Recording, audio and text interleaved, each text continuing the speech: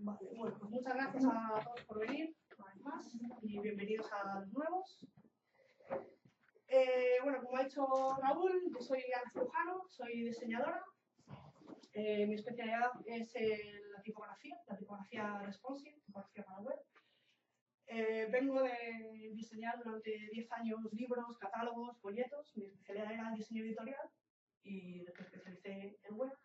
Y ahora mi ambición es que las webs estén también diseñadas como cualquier libro, ¿no? Llevar todas las técnicas de la tipografía a la web, ¿no? Y cada vez es más posible, ¿no? En los inicios de la web era más difícil, pero ahora con CSS3 pues tenemos muchos detalles de la tipografía que se hacían en los libros, los podemos llevar también a la web, ¿no? Os pongo mi perfil de WordPress para que veáis lo friki que soy, ¿no? Todo lo que contribuyo de manera desinteresada y gratuita al proyecto, ¿no? Soy coordinadora del equipo de diseño de WordPress España. Nos coordinamos a través de Slack, luego en las mesas de trabajo de los Contributor Day. Suelo ir a todas las WordCamp de España, aunque haya 10, ahí estoy. Y los días como ha dicho Raúl, de Contributor, pues explico cómo se contribuye al diseño de WordPress. Si queréis mejorar el diseño de la herramienta, tanto de interfaz de usuario como de experiencia de usuario, yo os ayudo a hacerlo, ¿no? A comunicar con el canal global de Make WordPress. También soy coordinadora de esta meetup con Raúl y de la meetup de Collado Villalba, que mañana, si os interesa, tenemos a Fernando Tellado, ni más ni menos, explicándonos cómo montar una tienda online. ¿Vale? Si queréis, hay plazas de sobra porque lo hacemos en un restaurante La Laguna, que hay hasta 60 plazas. Así que si os animáis, pues os esperamos. Y nada, ya está. Tengo mi propio estudio de diseño, hago webs para clientes, también branding. Así que si necesitáis cualquier cosa, pues estaré encantada de ayudaros. ¿Vale? Y vamos a empezar ya a hablar de diseño, ¿no? Que es ahora que hemos venido, hablar de tipografía. Para mí la tipografía, ¿no? Elegir un tipo de letra es como elegir la ropa que te vas a poner. Para mí el diseñador, cuando elige un tipo de letra, es como el personal shopper. En función de lo que vayas a hacer, de lo que quieras comunicar, de la imagen que quieras dar, te vas a poner, si vas a la playa, pues te vas a poner pantaloncito corto y sandalias, y si vas a una reunión, pues te vas a poner un traje. Luego, además, depende de tu personalidad, ¿no? Depende de lo que vayas a hacer, ¿no? De lo que la sociedad espera de ti. Si quieres ir acorde a lo que se espera en las normas sociales, ¿no? También depende de la cultura. En unos sitios es más indicado un traje y en otros otro, ¿no? Por eso hay que conocer también la cultura, ¿no? Tener una cultura visual, ¿no? En el caso de la tipografía, y una cultura de moda en el caso de la ropa, ¿no? Y si quieres destacar y llamar la atención, pues ya sabes lo que tienes que hacer, por lo contrario de lo que se espera, ¿no? Entonces, para mí, la tipografía es el traje que le ponemos a las palabras, ¿no? Este traje, por ejemplo, pues es muy pobre, muy anodino, ¿no? Mejor este. No solo he cambiado el tipo de letra, sino que también he cambiado el tamaño, ¿no? La jerarquía. Le he puesto un tamaño de letra más elegante, más bonito, es mi tipografía favorita, además. Y como es una frase célebre, digamos, pues lo he puesto en cursiva, ¿no? O sea que también cuido la ortotipografía, ¿no? Todas las normas ortográficas cuando escribimos con ordenador, ¿no? Vale. Entonces, igual que el personal shopper tiene que conocer, pues aparte de la cultura, las normas sociales, los gustos del cliente, pues tiene que saber los tipos de prenda que existen, ¿no? Tiene que conocer, pues desde un fular hasta una pasmina, ¿no? La diferencia entre una y otra. ¿Qué diferencia hay? Pues un experto, un personal shopper, pues sabe diferenciar exactamente lo que es un pañuelo de una pasmina, de un fular y de dónde procede y cuándo es más adecuado una cosa que otra, ¿no? En tipografía hay que saberse la clasificación tipográfica, ¿no? Entonces, bueno, hay muchísimas clasificaciones, cada diseñador te va a hablar de una diferente y además pues son desde más, entre ellas se van a diferenciar, o sea, puede haber clasificaciones más grandes o más pequeñas, ¿no? En función de con qué diseñador hables, ¿no? Pero esto sería alguna, ¿no? Pues grotesca, neogrotesca, geométrica, humanista. Hay que fijarse siempre, para diferenciar los tipos de letra, en las terminaciones, ¿no? Pues con serifa, de palo seco, gótica. Nos podemos fijar también, o hay que conocer también las partes de la letra, ¿no? Saber diferenciar entre un asta y un travesaño, para saber dónde tienes que mirar, para ver esos detalles que diferencian las letras. También tienes que fijarte en los ejes, si es una tipografía que tenga los ejes más inclinados, más rectos, incluso totalmente horizontales. Y luego hay diferencias que son tan sutiles y es que son muy difíciles de identificar, ¿no? Fijaos que la primera es Arial, la segunda es Helvética y la de abajo es Roboto. Y de un vistazo es que no diferencias, no, si lo ponen torredones con la misma tipografía, ¿no? Y sin embargo, hay gente que te va a decir que la Helvética es la original, que Arial es una copia, que Arial es horrible, que lo que hay que usar es Helvética. Y tú lo miras y dices, bueno, sí, la R es verdad, se diferencia, también se diferencia en la apertura de los trazos, ¿no? De la E de Roboto es mucho más abierta, por lo tanto más legible que la de Helvética, incluso esta tiene un trazo raro, ¿no? Y ya sabiendo, ¿no? Si tienes cultura tipográfica, sabes que Arial es una copia de la Helvética, pues si tengo que elegir entre una u otra, pues voy a elegir Helvética, que es la original, ¿no? Y luego Roboto, si te fijas, pues también es más condensada, con lo cual para dispositivos móviles, que tienen la pantalla más estrecha, pues va a funcionar mejor.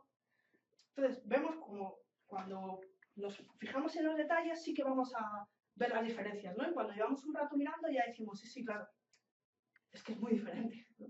Y al final, en una palabra así grande y todas con la misma, o sea, en este display, pues no tiene sentido, ¿no? Pero cuando vemos cómo se comporta en los párrafos, ¿no? En la composición final, sí que se aprecia más, ¿no? Y los detalles al final sí hacen la diferencia cuando queremos ser excelentes, ¿no? Si nos da igual, pues. Vale. Pero, como nosotros no somos frikis de la tipografía, simplemente queremos hacerle una web al cliente o hacernos una web a nosotros, vamos a simplificar, ¿vale? Vamos a llevarnos de aquí herramientas fáciles, sencillas, que no haya que tener mucha agudeza visual, ni siquiera mucha cultura visual, sí. Pero que no haya que tener el ojo educado para diferenciar si el asta es más estrecho, sino vamos a llevarnos unas herramientas para que, mira, yo esto no sé si es mejor o peor, pero me dijo Ana, este truco, pues voy a lo seguro, ¿no? Para que cuando tomemos decisiones de diseño nos equivoquemos lo menos posible. Vamos a tomar como referencia Google Fonts, que es un servicio que utilizamos todos. ¿Vale? Además es gratuito y está a disponibilidad de cualquiera, ¿no? Google Fonts, como muchos otros servicios de tipografía para web, utiliza hace estas 5 diferencias. Serif, sans serif, bueno, lo voy a traducir al castellano.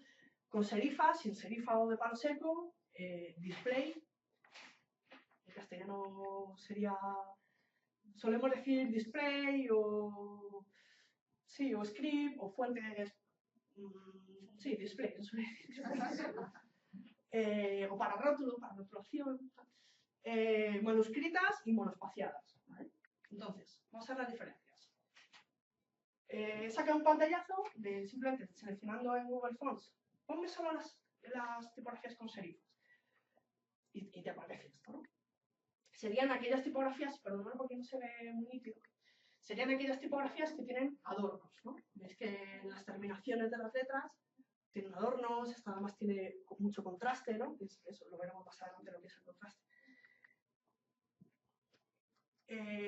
Y luego están, las siguientes serían las de palo seco, ¿no? Las que no tienen adornos. Son las que tienen son más rectas y suelen tener menos contraste entre ellas, sin florituras, ¿no? Luego las display se caracterizan porque tienen muchísima más personalidad que las anteriores, ¿no? Tienen mucho más adorno, mucho más detalle y siempre se van a utilizar para tamaños grandes, para un cartel grande o para un título, sino para párrafos. Más adelante vamos a ver algún ejemplo, ¿no? Pero se llama display porque precisamente están concebidas para hacer carteles, ¿no? Displays para rotulación, gran formato, ¿vale? Porque con tanto detalle, si estuvieran a tamaño pequeño no se vería. De hecho, desde lejos pues se ve fatal, ¿no? Se empasta, ¿no? Suele decir, se mezclan unas letras con otras y las contraformas, que son esos espacios en blanco que hay entre las letras, pues casi no se aprecian, ¿no? Pierden muchísima legibilidad. Y luego dentro del Art Display tenemos las de fantasía o las que no se pueden catalogar dentro de ningún otro grupo y que además, en este caso, en estos ejemplos, 4 ejemplos que os he preparado, son tipografías que es que solo las puedes utilizar para lo que se han hecho. O sea, no puedes, una tipografía militar no la puedes utilizar para el rótulo de un bar, a no ser que sea un bar al que vaya un militar, ¿no? O sea, están en el imaginario colectivo, todo el mundo las identifica como tales, que están hechas para eso, y tienen un fin tan específico que ahí nos equivocaríamos seguro si le vamos a dar otra intención. O sea, sería como ponerte el traje para ir a la playa. Pues algo te ha pasado. Algo te ha pasado si apareces en la playa con traje, ¿no? Vale, luego tenemos las manuscritas que imitan la escritura manual y las monoespaciadas, que lo normal es que no sean tan bonitas como todas las demás. Estéticamente, la estética no es su fuerte, pero sí que son muy legibles. Sobre todo se utiliza mucho para el código, para los editores de código, o para tablas, cuando necesitamos mostrar datos tabulados para saber de un vistazo hasta dónde llega la letra, ¿no? En el código es muy importante saber lo que está debajo, si me falta una coma, o en las tablas pues saber si son decenas o centenas, ¿no? Entonces que siempre cada letra pues cada carácter ocupe siempre el mismo espacio, ¿no? Para que lleguen siempre, si tiene 3 letras, llegará hasta a un sitio, o sea, será más corto que una de 4 letras, ¿no? Y eso es importante. Hay algunas también que además son muy bonitas, ¿no? No tiene por qué ser feo. Vale. Entonces vamos a entrar ya en cómo decidimos si usamos uno de los 5 tipos, ¿no? Y usarlo bien, ¿no? Una vez que hemos elegido un tipo de letra, por ejemplo, en este caso, pues un ejemplo, esto sería más bien un boceto, no sería una web real, ¿no? Pero para que veáis el ejemplo. De hecho, me he pasado... Tengo un ejemplo... Esperad, no miréis. Vale, es que este sería el buen ejemplo y antes tenía, no sé qué me ha pasado en el PDF, pero tenía un diseño que estaba mal hecho. Este estaría mejor que el que tenía preparado, ¿no? Pero bueno, lo podéis imaginar. Os pido que hagáis el esfuerzo de imaginarlo. En lo que pretendía con esta diapositiva era que muchas veces cuando elegimos una tipografía que tenga mucha personalidad, porque estamos, por ejemplo, comunicando que somos una empresa de rotuladores, ¿no? Esta tipografía de hecho se llama Permanent Marker, ¿no? Permanent marcado subrayador, ¿no? Es el nombre de la tipografía. Pues yo vendo subrayadores, voy a coger esta tipografía que es perfecta para lo que yo hago, ¿no? Pues en el ejemplo malo tenía, con esa tipografía, con ese tipo de letra, había puesto el menú, había puesto este párrafo también, había puesto el botón y el botón tenía un recuadro, ¿no? Entonces, claro, esto pasa mucho. En el ejemplo parecía una burrada, me fastidia que se vayan a estropear porque parecía una burrada, pero es verdad que hay muchas webs que lo hacen así. Vendemos figuritas para jugar a la guerra, no sé qué. Entonces toda la web tiene esa tipografía que parece de la guerra en todas partes, ¿no? En el menú, en los botones, en los párrafos, en los títulos. No, está muy bien que elijas una tipografía con personalidad, con la personalidad que le quieres dar a tu negocio, pero para tamaños grandes, para los títulos. O sea, y si lo quieres utilizar en los botones, lo puedes hacer separando un poco el interletrado, pero además ponle un signo de admiración, quítale la cajita del botón y ponle un subrayado, ¿no? Dale esa personalidad, ¿no? O sea, que se note que le estás dando esa personalidad, ¿no? Lo que pasa es que, bueno, en la presentación que compartiré, que por cierto, aparte de compartir el vídeo, compartiremos también la presentación, os pondré bien la diapositiva que va, ¿vale? Y bueno, este sería un ejemplo, ¿no? Pues utilizar siempre las tipografías que tengan más personalidad para los títulos y en los párrafos intentar que sea legible, ¿no? No dar personalidad, no tanto, con los párrafos. Luego, ahora ya podéis mirar. Confía en nosotros para adaptar tu web a la ley de protección de datos. Yo entro en una web así, y bueno, la foto no está mal, pero con esta tipografía no voy a confiar en ti nunca. Porque es una tipografía pues, demasiado amable, ¿no? Más para algo de niños, para algo, ¿no? De excursiones al parque de no sé qué, vale, pero confía en mí, no voy a confiar en ti. Si pones esta, ¿no? Más seria, no quiero que os quedéis con la idea de que las tipografías con serifas son más serias que las que son de palo seco. No tiene por qué, depende. Hay unas que son más serias y otras menos. Pero desde luego, esto hay mucha diferencia, ¿no? Solo he cambiado el tipo de letra, el tamaño es el mismo y es que cambia muchísimo, ¿no? O sea, muchas veces la gente dice, la tipografía no es importante. Yo creo que sí, creo que podemos usarla a nuestro favor para comunicar lo que queremos comunicar y no otra cosa, ¿no? Y os parecerá un ejemplo disparatado, pero no es tanto, se ve mucho. Cuando tenemos este tipo de producto, ¿no? Queremos vender agendas para personas de un alto poder adquisitivo, ¿no? Es un cuadernito con hojas en blanco y lo vamos a vender a lo mejor a 20, 30 euros, pues utilizamos esa tipografía con serifas, ¿no? Que damos esa sensación de elegancia, con contraste, ¿no? Pero quizá pues solo lo utilicemos para una con más contraste para los títulos y otra con menos para los párrafos. Después tengo un ejemplo mejor porque aquí no estáis viendo nada. Vale, sí. Las tipografías manuscritas se asocian siempre con lo casero, ¿no? Si vamos a hacer un prospecto de un medicamento, no vamos a poner tipografías manuscritas, vamos a poner una de palo seco, ¿no? Que en pequeño se puede leer mejor, que tiene menos detalle. Pero para estos productos, pues sí que las utilizamos, ¿no? Para decir que son unos batidos de frutas bio, que son caseros, que no tienen aditivos malos y todo esto, pues para dar esa familiaridad, esa confianza, en este caso sí vamos a utilizar este tipo de letra. Pero en la web, aquí me parece que tampoco veis nada, aunque en el logo sí utilizamos esa tipografía, en los párrafos y en los títulos utilizamos unas tipografías más legibles. No le damos la personalidad a la web a través de los títulos y los párrafos, sino solo a través del logotipo.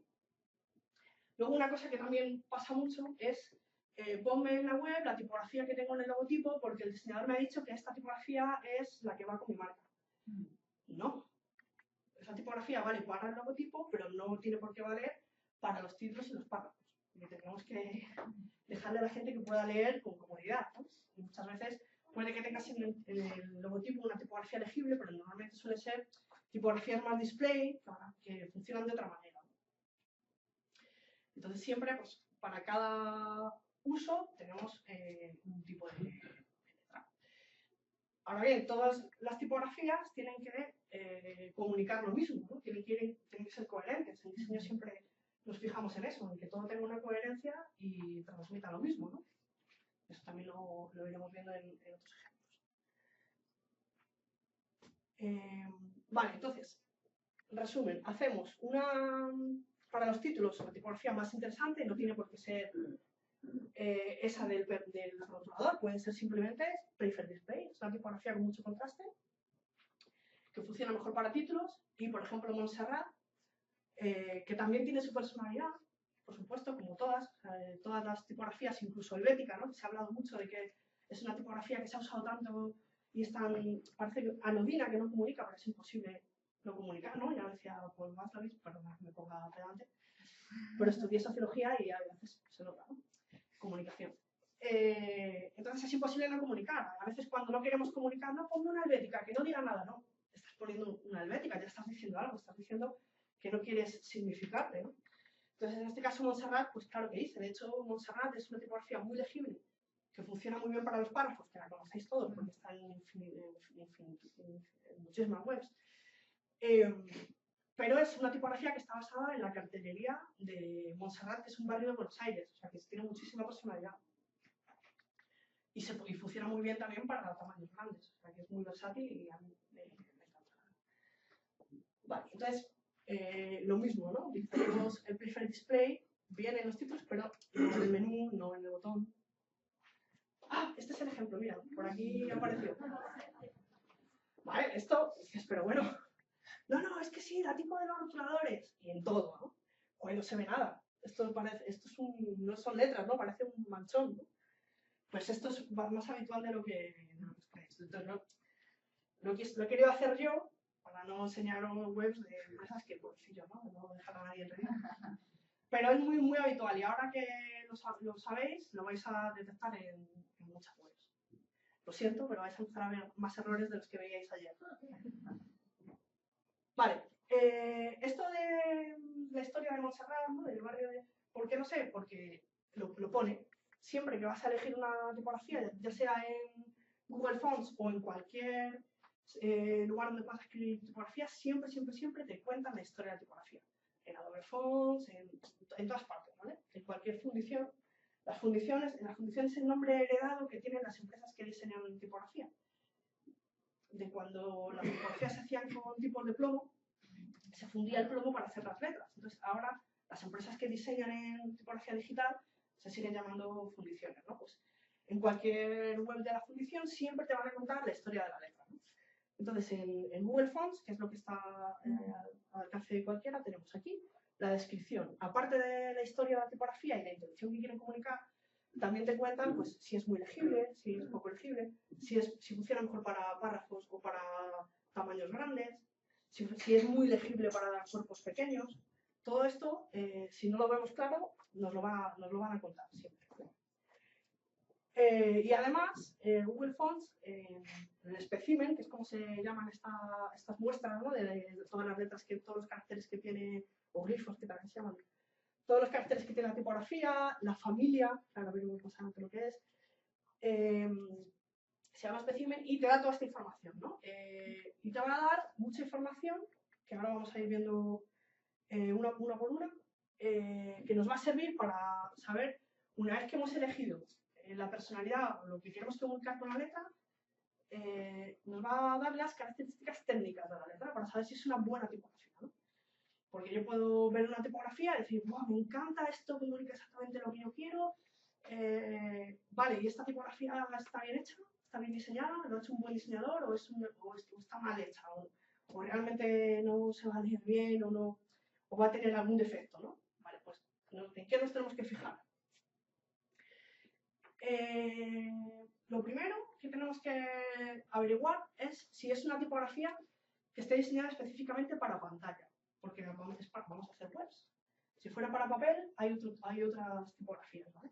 Hay tipografías que tradicionalmente estaban diseñadas para papel y después, mediante una técnica que se llama hinting, las han adaptado para que se vean en pantalla. Esto es, grosso modo, de lo que trata el proceso de hinting. Cuando, claro, la pantalla son píxeles. Entonces las curvas no se adaptan a los cuadraditos. Los píxeles son cuadraditos en los que se divide la pantalla, ¿no? Entonces, ¿cómo adaptas una curva a un cuadrado? Pues, claro, quedaría así, ¿no? Entonces, para que quede algo más parecido a eso, lo que hacemos es, mediante escala de grises y jugando con los efectos ópticos con los que nos engaña el ojo, pues conseguimos que a tamaños pequeños esto se vea como esto, ¿no? En las pantallas. Y esto que hacen los diseñadores de tipo se llama hinting. Hoy en día, la verdad es que tenemos pantallas tan buenas que tienen tanta densidad de píxeles que cada vez es menos necesario, pero siempre tenemos que fijarnos en que sea una tipografía para pantalla, ¿vale? Todas las de Google Fonts, bueno, no todas, porque Google Fonts, no creáis que porque esté avalado por Google son buenas, ¿vale? Depende. Hay algunas que sí y otras que no, pero la mayoría están preparadas para pantalla, ¿vale? Otra cosa en la que nos podemos fijar para saber si la tipografía es legible es en la apertura de los trazos, que sobre todo se nota mucho en las AES y en las EDs. Si os fijáis, por ejemplo, pues Roboto y Montserrat tienen los trazos más cerrados que Open Sans, o sea, perdón, Helvética, ¿no? Se ve aquí, tiene más cerrado que Open Sans y Roboto, ¿no? A la izquierda estarían las más legibles y a la derecha las menos legibles. Que no quiere decir que no sean legibles, sino que en este factor que estamos analizando, porque vamos a analizar muchos, en este factor hay unas más legibles y otras menos, ¿no? La altura de la X. Una altura de la X generosa siempre va a ser más legible que una altura de la X menor. Si os fijáis, Baskerville es menos legible que Merriweather. Merriweather lo habréis utilizado, se utiliza mucho en WordPress también, en el software. Se trata de la altura de la X minúscula, ¿no? La diferencia entre las mayúsculas y las minúsculas. Cuanta menos diferencia haya, más legible es la letra. Luego, en web en general, en pantalla, tenemos que intentar evitar tipografías con poco peso. El peso de la tipografía es el grosor de la letra, el grosor o el color. Se trata del peso visual que tenga, ¿no? Este tipo de letras, pues muchas veces son muy elegantes, muy finas, pero no se ven, no son tan accesibles como unas que tengan, como otras que tengan más peso, ¿no? Para cuerpos grandes no tiene tanta importancia, pero para cuerpos pequeños pues, lo deberíamos evitar, ¿no? Porque no se ve tan bien como si tuviera más peso. Y aquí, bueno, la verdad que no se ve muy bien en este proyector, pero aquí el factor que vamos a analizar es el contraste, de lo que hablábamos antes también. El contraste es la diferencia de grosor de las letras, ¿no? Playfair Display, claro, aquí, no sé si a lo lejos lo diferenciáis. Arriba es Playfair Display y abajo es Georgia. Georgia está muchísimo mejor preparada para cuerpos pequeños que Playfair Display. Por eso Playfair Display la propongo siempre para títulos, no para párrafos. Pues si esta tipografía es muy legible, se ve muy bien, es muy elegante, ¿por qué no la utilizo para los párrafos? Para que se vea mejor. Ah, no es que, a ver. Ah, se tiene que ir enfrente, vale. Entonces, claro, sí, pero para títulos, ¿no? Para tamaños grandes.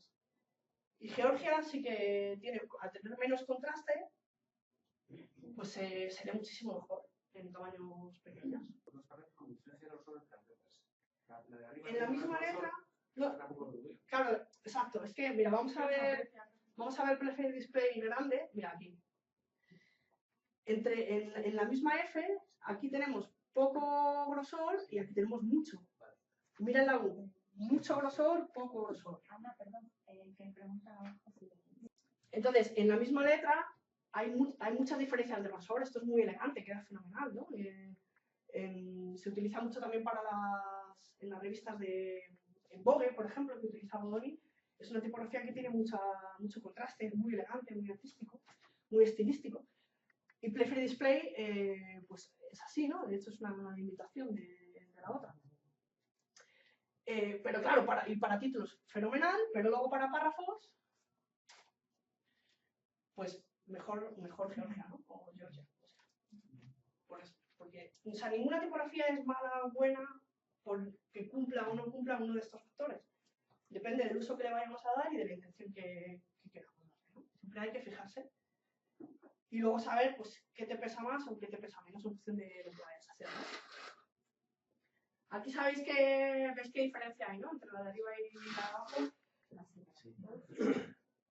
El kerning, el espacio entre letras, y cuando es el diseño que hace el diseñador de la tipo se llama kerning, y cuando lo haces tú, cuando estás componiendo el párrafo, se llama tracking, pero se llama.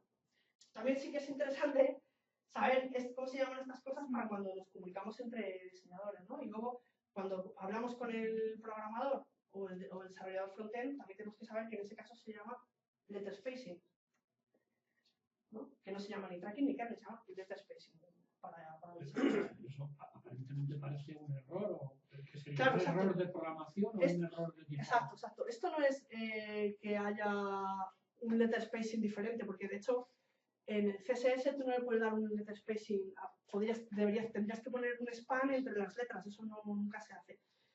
Letter spacing lo hace, o sea, letter spacing es el tracking, porque es composición de párrafo, y esto no lo podrías hacer. Esto lo hace el diseñador de la tipo, porque cuando tú dibujas una tipografía, tienes que dibujar letra por letra con vectores, con una pluma, igual que cuando haces una ilustración.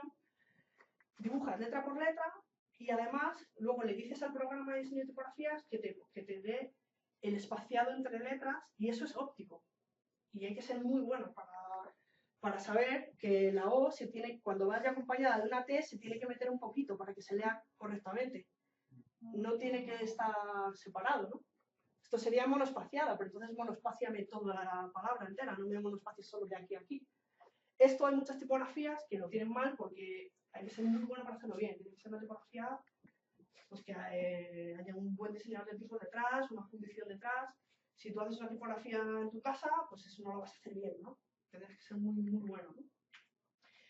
Esto es algo que en Google Fonts no nos lo vamos a encontrar, o a lo mejor no con tanta diferencia, ¿no? Pero, por ejemplo, si buscáis fuentes en Dafont, sí, la mayoría, o si no todas, van a estar así. O sea, es horrible, horrible. Entonces, pues fijaros también en que esto lo tengan bien hecho. Luego, un test de elegibilidad que se suele hacer es el test I mayúscula, L minúscula y 1. Vas a elegir una tipografía y para saber, le pasas el test, escribes. Entonces hay tipografías como Próxima Nova, que se utiliza mucho, pues que esto no lo tiene muy diferenciado. Y hay palabras en las que no sabes lo que pone. Las sacas por el contexto, pero pierdes legibilidad. Es un test que se suele hacer mucho.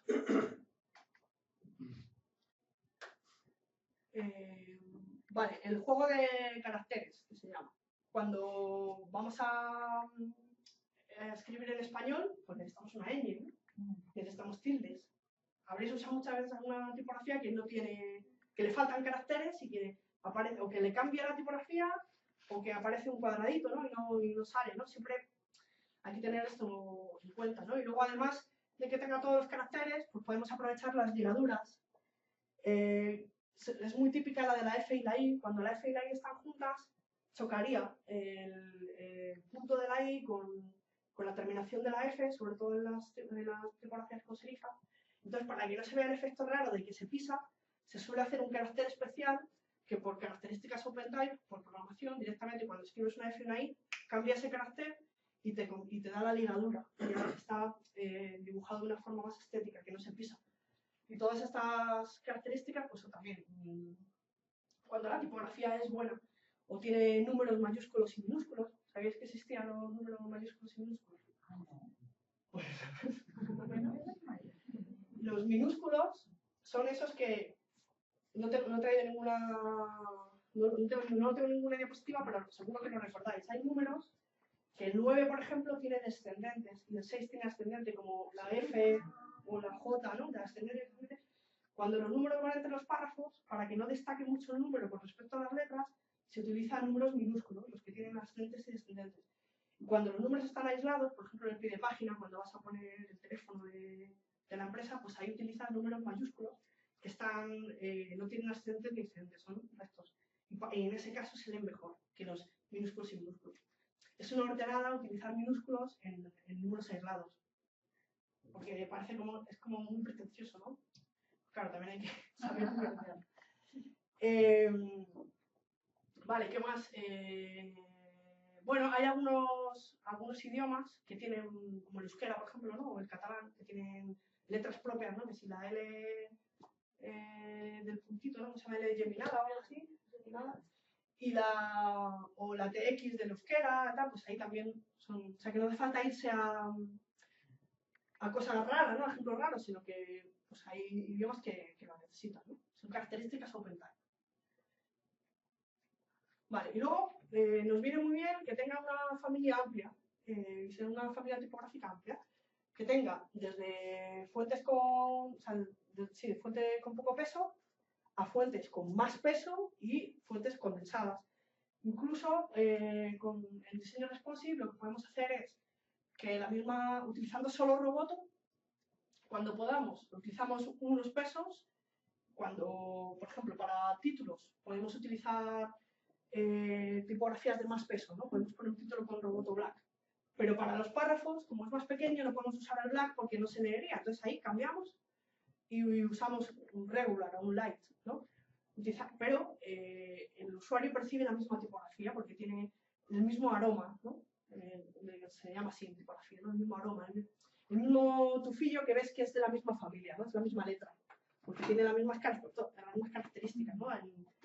El dibujo condensado o expandido, pero nos viene bien también para, por ejemplo, para móviles vendría mejor que fuera más condensado, porque cabe más número de letras por cada línea, no sé cómo vendría.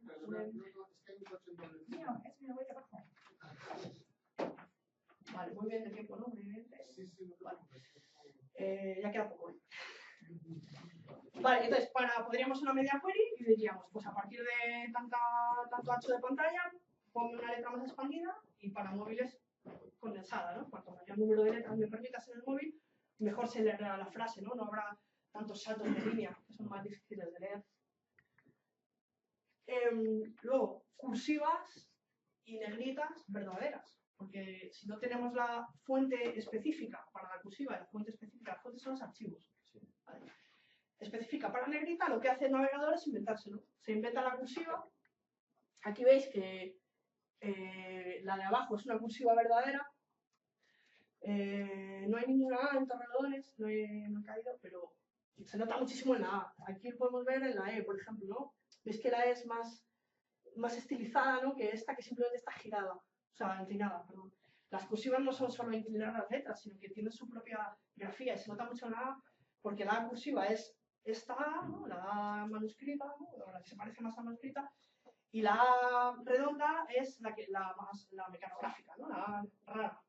Bueno. Pero perdona, cuando tú eliges una letra robota, por ejemplo, regular, ¿no? Estás escribiendo y quieres que sea negrita, tienes que buscar el robot en negrita o pones negrita y te lo hace automáticamente. Como usuario o como editor, tú estableces la negrita y si en la web está cargada la fuente para la negrita, lo va a hacer bien. Vale. Si no está cargada la fuente para la negrita, no lo va a hacer bien. Se lo va a inventar el navegador. Aunque exista la familia de Roboto. Claro, Roboto tiene. Exacto, Roboto tiene, pero tiene que tener la fuente. Yeah. Si no tiene la fuente, el navegador se lo inventa. Para esta negrita, el diseñador del equipo ha tenido que estilizar bien la O, que tiene contraste. Veis que es más estrecha arriba que ancha abajo, ¿no? O sea, los laterales son siempre más anchos que los travesaños. Esto es una regla tipográfica que pasa en todas las letras. Siempre es ligeramente, aunque la fuente no tenga mucho contraste, siempre los travesaños son ligeramente más estrechos, que para que se vean iguales, se dibujan así, ¿no? Es un efecto óptico. Pues el diseñador ha procurado que el trazo, aunque tenga más peso, sea más gordo, sigue conservando el mismo contraste. Sin embargo, aquí no. Aquí el navegador se lo carga, le pone un trazo alrededor uniformemente y no respeta la forma de la letra, con lo cual se pierde estética y legibilidad también, ¿no? En algunos caracteres que se empastan, que no se ve bien la contraforma. Con lo cual, pues siempre necesitamos utilizar la fuente de la negrita, la fuente de la cursiva, ¿no? Entonces, miramos a ver si esa familia tipográfica que elegimos tiene o no tiene diseñadas las cursivas, diseñadas las negritas. ¿Perdona? Vale. Y esto es que no me ha quedado muy claro. Simplemente subir la misma fuente negrita y cursiva, no tenga la carpeta, no tenga la fuente en cuestión, Sí, por ejemplo. no, en la regla font face tienes que declarar, sí, cuando yo diga ponme esta tipografía. Se hace en la regla font face. ¿Vale? Y cuando diga strong, ¿vale?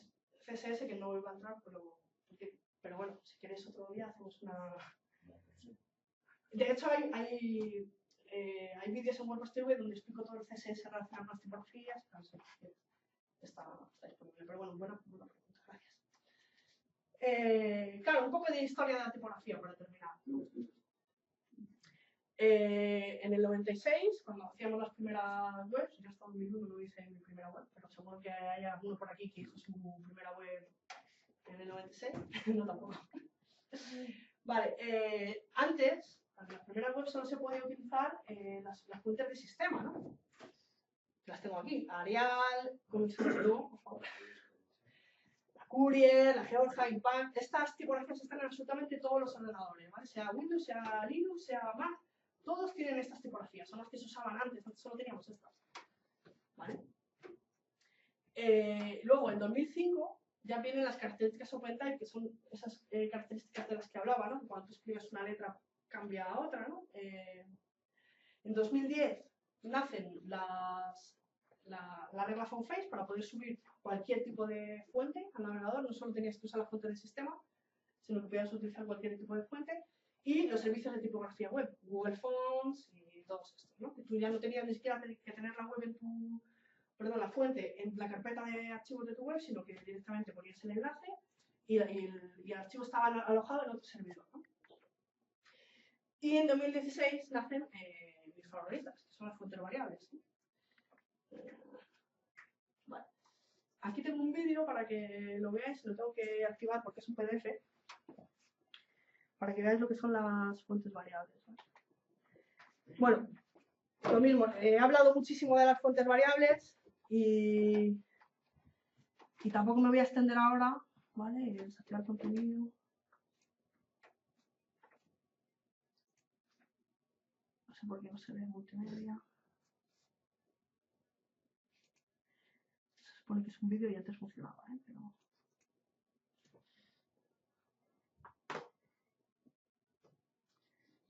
A ver, espérate, quiero que lo veáis.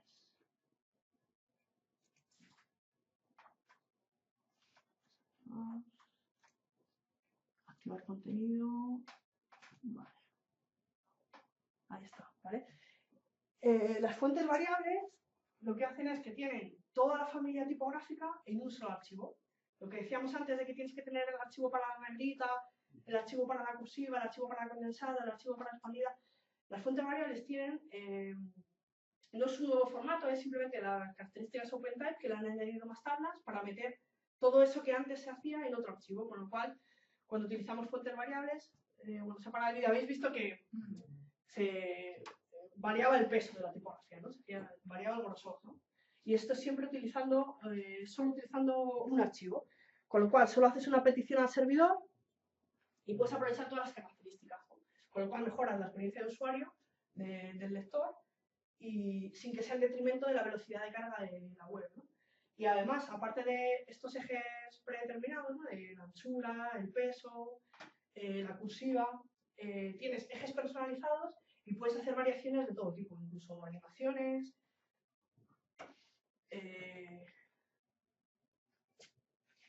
Aquí, bueno, tengo otro vídeo, pero tengo un QR para que lo veáis en vuestro móvil, ¿vale? Para que veáis lo que se puede hacer hoy en día con fuentes variables. Si sacáis la cámara del móvil y escaneáis el código, os va a llevar a un CodePen de Mandy Michael, que es una diseñadora, bueno, realmente no es diseñadora, es desarrolladora frontend y está especializada en fuentes variables y entonces hace diseños de fuentes variables muy chulos, ¿vale? Cuando me digáis, si no pongo el vídeo para los que no tengáis lo del QR,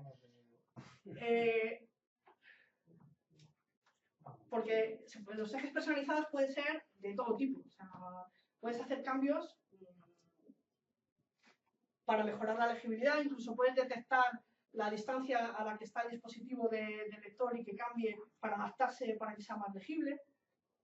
Voy a poner el vídeo, ¿vale? Para los que no... Perdona, el código también está, o tendrás el vídeo en el PDF que me puedes presentar. Sí. No sé si se ve bien, pero cuando mueves el teléfono, las letras cambian de... Es como si te vinieran encima. Y esto lo interesante... Voy a desactivar y volver a activar. Lo mueves y se te echa encima, ¿no? Cambia el grosor, el peso y el tamaño, ¿no? De la letra. Y esto... ¿Esto se ve en tiempo real? Sí, el móvil, le dais al botón de, si lo tenéis así, make it work for iOS o tal, ¿no? Es que depende del móvil que tengáis. Si no le das a reset, y sí que funciona, ¿eh? Hombre, yo tengo un Android y me funciona bien.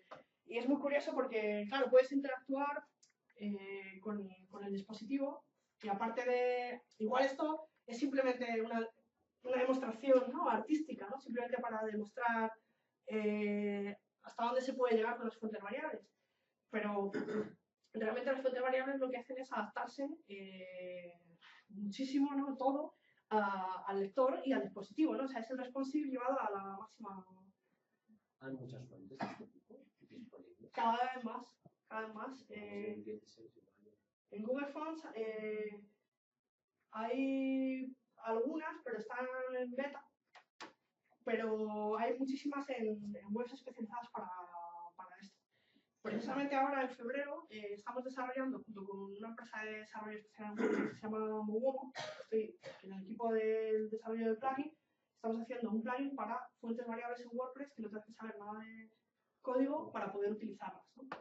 Y ayer tuiteaba, no sé, me parecía un poco de broma, ¿no? De Twitter, que sabéis que en Twitter se bromea mucho, pero creo que no iba muy desencaminada, ¿no? Dije que este plugin puede revolucionar la tipografía web como la entendemos ahora en WordPress, porque va a permitir que usuarios que no tienen conocimiento de programación ni de CSS ni de nada puedan hacer uso de las fuentes variables para adaptar las características de las tipografías al usuario, ¿no? Mediante hacer unos ajustes en un plugin, ¿no? Y yo creo que va a ser muy útil, pero bueno, esto ya...